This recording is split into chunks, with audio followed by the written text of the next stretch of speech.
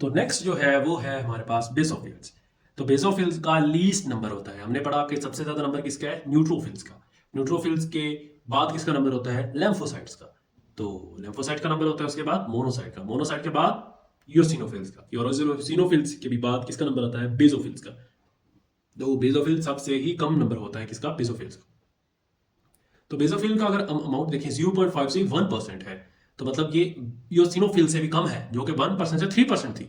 तो नेक्स्ट जो है उसका जो अगर हम डायमीटर देखें तो इसका डायमीटर भी 8 से 10 माइक्रोमीटर तक डायमीटर है, तकरीबन स्लाइटली बड़ा होगा किसी रेड ब्लड सेल से।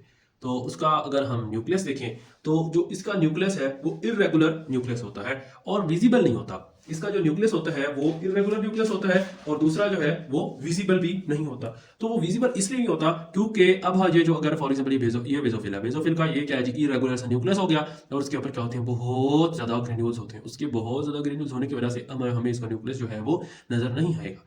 उसके अंदर दो तरह के ग्रेन्यूल्स होते हैं, स्पेसिफिक ग्रेन्यूल्स और इज़ोफिलिक ग्रेन्यूल्स। ये दो ग्रेन्यूल्स हमने कहाँ पढ़े थे, न्यूट्रोफिल्स में।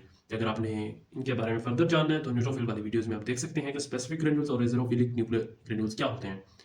तो इसके बाद ये जो ग्रेन्यूल्स है ना, तो इज़ोफिलिक जहां पे भी आ गया सिंपल मतलब है इसका लाइसोसोम से रिलेटेड है, लाइसोसोम से रिलेटेड है। और इज़ोफिलिक ऑलमोस्ट हर व्हाइट ब्लड सेल में पाया जाएगा क्योंकि लाइसोसोम्स के बगैर तो व्हाइट ब्लड सेल का फंक्शन इनकम्प्लीट होता है।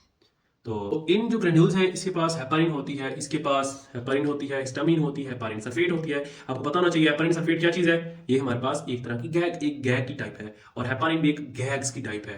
तो अगर आपने गैग का नहीं पता तो आप गैग वाली वीडियो भी देख सकते हैं। सो नेक्स्ट क्या है, हेपारिन इसमें होता है और हेपारिन सल्फेट होता है और हिस्टामीन होता है जो कि इन्फ्लामेशन करवाता है और कीमोटैक्टिक फैक्टर्स होते हैं जो कि दूसरे सेल्स को इसकी तरफ अट्रैक्ट करते हैं और प्लेटलेट्स एक्टिवेटिंग फैक्टर्स होते हैं जो कि प्लेटलेट्स को भी एक्टिवेट कर देते हैं, जिसकी वजह से वहां पे क्लॉट बनना शुरू हो जाता है। और क्या होता है, फोस्फोलाइपेजेस जो कि किसी भी मेम्ब्रेन को तोड़ सकते हैं ताकि वहां पे इन्फ्लामेशन कराई जाए।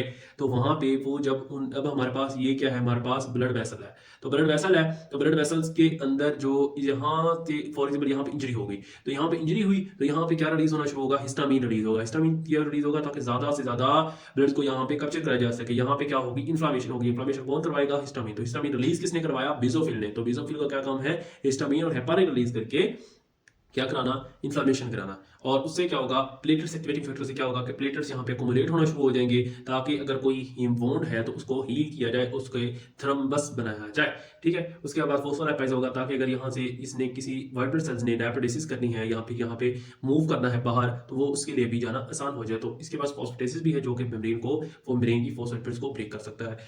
तो बेसोफिल का जो रोल होता है वो मार्सल की तरह होता है और ये इसके पास एक रिसेप्टर होता है, ये एफसी रिसेप्टर। और एफसी रिसेप्टर बाइंड करता है किसे, एंटीबॉडी ई के साथ, एंटीबॉडी ई के साथ। और उसके बाद जो और ये कंटेंट जो इसका जो कंटेंट होता है वो किधर रिलीज हो जाता है, एक्स्ट्रा सेलुलर फ्लूइड में। तो इसका बेसिकली काम होता है कि मार्सल से इन केमिकल्स, जैसे मार्सल ये केमिकल्स रिलीज कराता है, जैसे वैसे ही बेसोफिल जो होता है वो ये केमिकल्स रिलीज कराते हैं, हिस्टामिन, हेपारिन। तो हम कह सकते हैं कि इसका बेसिकली काम क्या है कि ये इसका फंक्शन होता है क्या करना, इन्फ्लामेशन करवाना, हाइपर सेंसिटिविटी रिएक्शंस करवाना, बॉडी को ज्यादा सेंसिटिव बना देता है कौन, हमारा बेसोफिल्स।